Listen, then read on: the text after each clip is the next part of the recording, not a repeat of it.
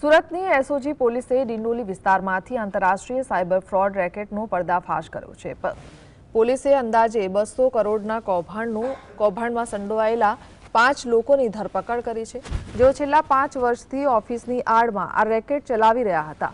પ્રતિક વસાવા, દીપક પાંડે સહિતની ટોળકી દુબઈથી સંચાલિત ગેંગના ઇશારે નકલી દસ્તાવેજો બનાવી બેંક એકાઉન્ટ્સ ખોલાવતી અને લોકોના ખાતા ખાલી કરી દેતી હતી.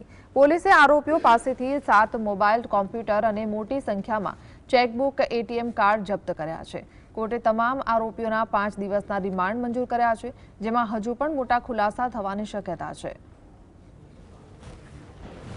જે લોકો આ બહારથી જે એકાઉન્ટો મેળવતા હતા, સુરત ગ્રામ્ય અને આજુબાજુના વિસ્તારના જે લોકોના એકાઉન્ટ 20 થી 25 હજાર રૂપિયા આપી અને એને ભાડે રાખતા હતા, અને ત્યારબાદ બિગ બ્રો ને જે છે એની પાસેથી એક એપીકે ફાઇલ ત્યાંથી એ મોકલતો અને આ તમામ એકાઉન્ટની વિગતો છે એની અંદર ભરવામાં આવતી હતી, અને ત્યારબાદ બિગ બ્રો જ આ તમામ એકાઉન્ટ છે ઓપરેટ કરતો હતો ત્યાંથી બેઠા બેઠા.